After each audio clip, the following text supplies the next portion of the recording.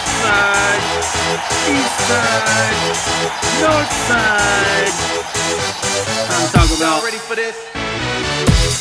Rome, the time of the Germanic migration people. All right. Yes, indeed. Another evening of lectures with your very own host, Mr. Rich. I want to talk tonight about two things. One is the split in the Roman Empire between the East and the West, and the other is going to be the Germanic migrations, the problem of invading barbarians, crossing age-old boundaries, and throwing Rome into all kind of confusion. To begin with the division, you'll remember that under Diocletian, the Rome had nicely been divided into West and East, with Diocletian taking arguably the more important part. Now, this division had been quite natural because, in fact, the two sides had fairly different cultures, and these historical and cultural differences led them to take on dramatically different courses in history. But why in the end did they split? Why did one succeed while the other continued to fall? Because after the reign of Constantine, arguably, the West never recovered its fame and glory that it had once enjoyed, and the East continued on. As we've seen already from our studies of Augustine, the West gets sacked by Goths and then is going to fall about half a century later, technically fall, and in the sense that it ceases to be the Roman Empire that it once was. But the East continues on for another 1,000 years. So the question is, why the split? Why does one fall while the others continues on? Here are some attempts at some answers. Okay, first of all, there are historical factors. Okay, first of all, the East was incredibly ancient. Okay, think of all the figures that came out of the East, all the civilizations. The point is that the East was nothing new. The East had been around for ages and ages and ages. They'd been undergone all kinds of changes. We're talking everything from Tutankhamun here to Alexander the Great.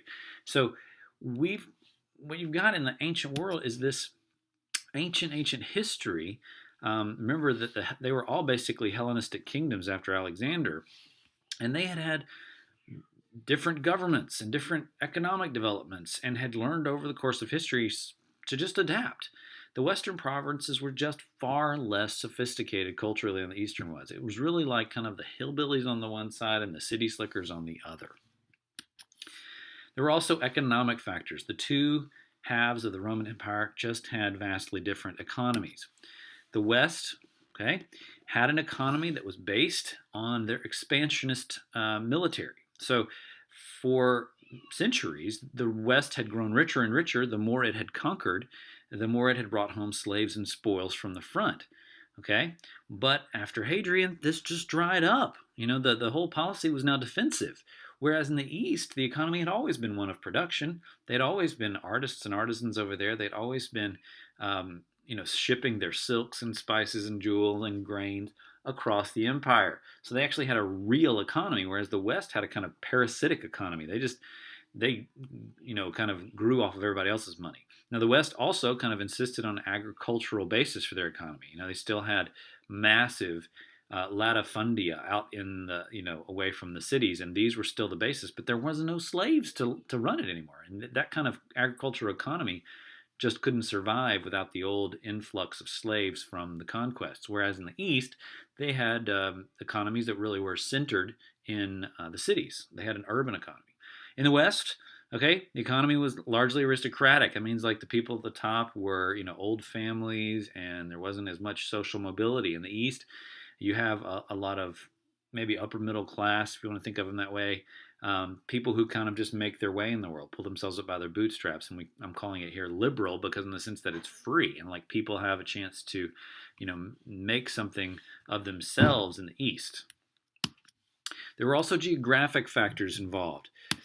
Constantinople, as you can see here, is situated nicely against the Black Sea on the north and Asia Minor to the east. Now, the reason that was so nice is that when the barbarians started to flow in, they had a big body of water stopping them, essentially.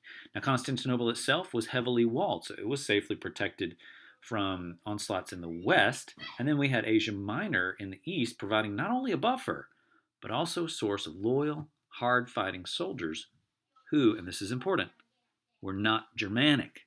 You see, the Roman army had been growing increasingly international, and the soldiers in the Roman army were less and less Roman, if you will, and more from all kinds of Germanic outposts in the, provinces all the way from Britain up into the Rhine and the Danube borders.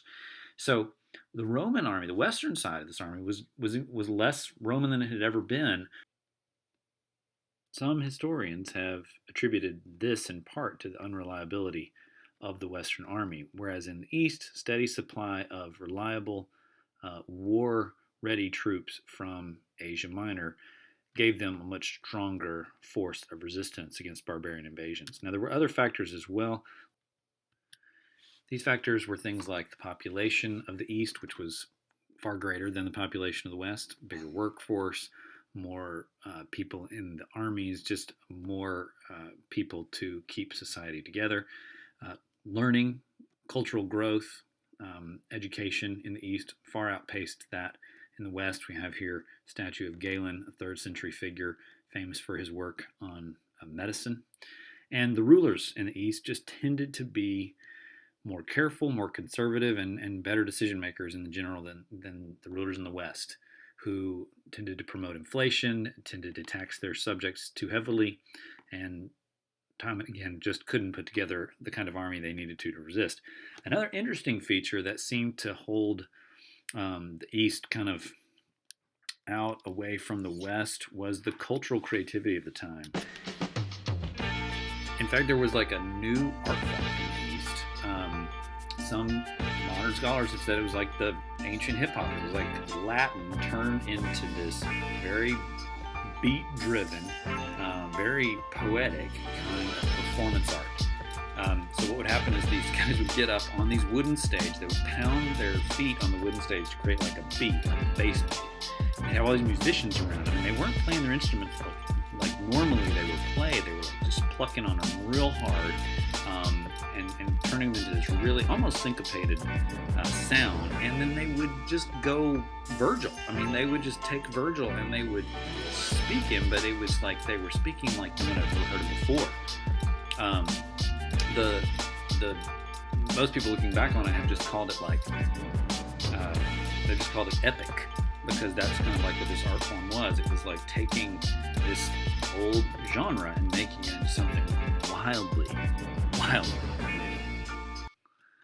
Now, back to the Germanic tribes, okay?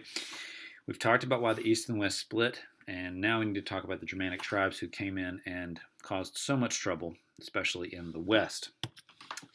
The Latin word for these tribes were the Germani, and this was used by Julius Caesar to denote tribes that were not Gauls, not Celts, but he had encountered them in the northeast of France, that is, close to where we would call modern-day Germany. These tribes were from north-central Europe, countries like Germany, Poland, Austria, Czech Republic.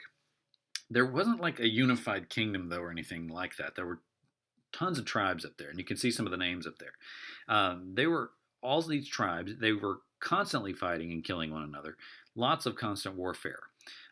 Nevertheless, they were a force to be reckoned with. They kept pressure on, especially the Rhine and Danube borders. You can see there in the left or western part of Magna Germania, that's where the Rhine border would have been. Constant resistance, constant fighting between the Romans and the Germani tribes there. And then over where you see the Sarmatia, that would be their southern border, would be more the Danube. And they were more Slavic tribes, kind of ancient Russians, if you will. Now, a lot of these tribes would last a lot longer than the Romans did and become some of the modern nation states of Europe. So you've got a little list here. You can pause this on your own and take notes of these. But some interesting ones, of course, like the Franks become modern-day France. The Angles and the Saxons, of course, join forces and settle in England. Okay, all the way down to the Goths. Now, the Goths are the ones who sacked Rome, but in fact, by that time they had already split into these two subgroups called the Visigoths and the Ostrogoths. And Alaric was actually a Visigoth, so he was there.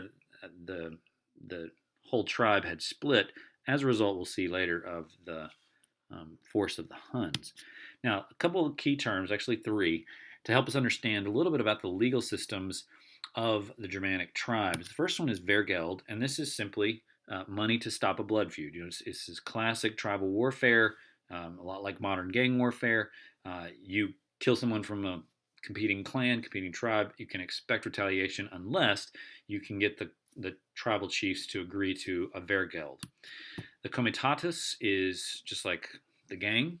Okay, it's the group of warriors, and they are loyal to each other, sometimes over their loyalties to their own clan or tribe. Sometimes the comitatus could actually turn into a new tribe of Germanic peoples. If a chieftain was successful enough in his comitatus, his people would kind of elect him king of their new little tribe. And then lastly is ordeal. We've come across this before. This is these weird practices of, like, throwing people into the river to see if they can float or not. The Germanics would make someone accused of a crime hold a red hot iron in their hand. If the wound healed, they were innocent. If it festered and they got an infection, they were guilty. This is the kind of world out of which that medieval world of knights and all the rest kind of grew. So you can see with some of these practices, they're not very Roman in a lot of ways, but in the same way, they're also kind of recognizable because they sound like some of the more legendary aspects of medieval society. They were all kind of aimed at two things. One is just restraining the violence that was so rampant in the Germanic tribes. It's just, like I said, gang warfare. The other is trying to bring about a consensus, because the ordeal, especially the ordeal practice, led to, if everybody saw that the person swam away, then they thought, hey, that's the god's vindication. Or if the wound heals, the gods are declaring him innocent. So two things that they strove for that really weren't characteristic at all of Roman politics. Now, interestingly, these Germanics had already been Christianized, okay, by the 4th century. There's a guy named Ophilas who's sort of depicted here in a modern rendering, and he went out to these Germanic tribes, and they didn't have a written language, so he translates the Bible into Gothic by first establishing a Gothic alphabet, and then preaches the gospel to these guys. Now, one qualification is that his gospel was not what we call the Orthodox gospel. It was a heresy, a version of a heresy. You might think it's minor, but it was important to the ancient world. It's called Arianism. Now, it's not Arianism with a Y, it's with an I. Arianism with a Y is what the Nazis sort of espoused. This is different. You can see this heresy here a little bit in Ulfilas' creed. He says, I believe in one God the Father, the only unbegotten and invisible, and in his only begotten Son. Now, the big difference there is that unbegotten is meant to suggest that the Father is eternal, no beginning, no end, whereas the Son, he believed, had a beginning. Now, he believed that beginning was before time. He believed it was the first thing that the Father ever brought into existence. But the Arians did not think that the Father and the Son were co-eternal. They did not think that the Son was fully God in the same way that the Father was.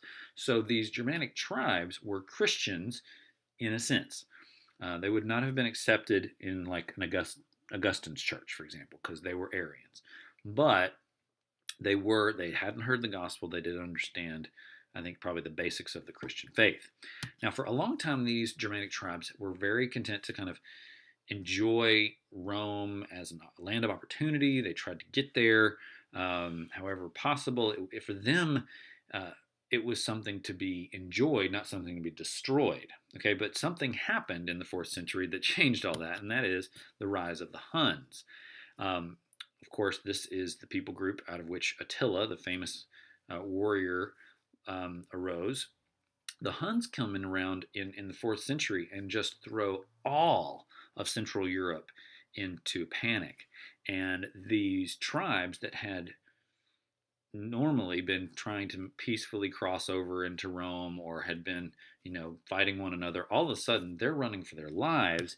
And the Huns have acquired most of South Central Europe there.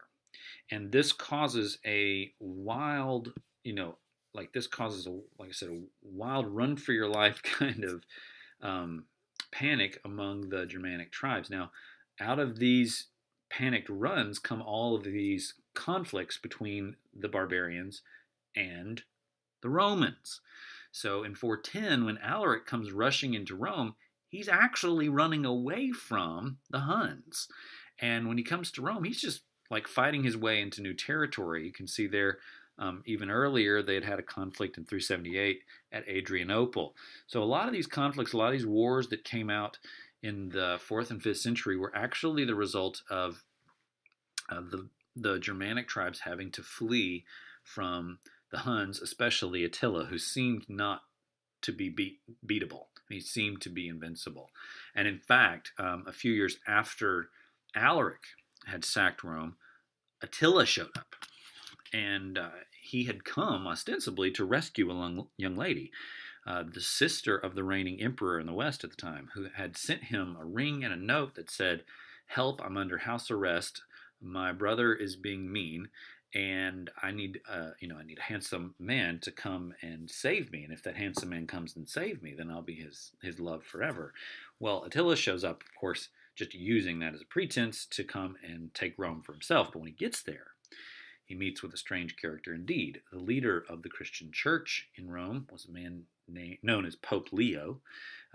He was the head bishop of Rome at the time, and he actually came out to meet with Attila. And legend has it that when he went to meet with Attila, he was joined by Peter and Paul in the negotiations, and that Attila was kind of overawed by his presence. Well, believe what you will of that.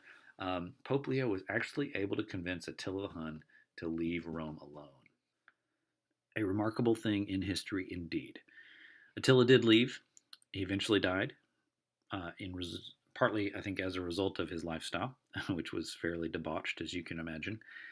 And his son was simply not able to carry on his father's legacy, and the Huns, over time, shrunk and receded out of Europe and out of history. But the Germanic tribes, the ones that had fled from him, they went on to establish all of the most important modern European nation states that we even know of to this day. And that's it for this night's lecture. I hope you enjoyed yourself. I'll see you soon.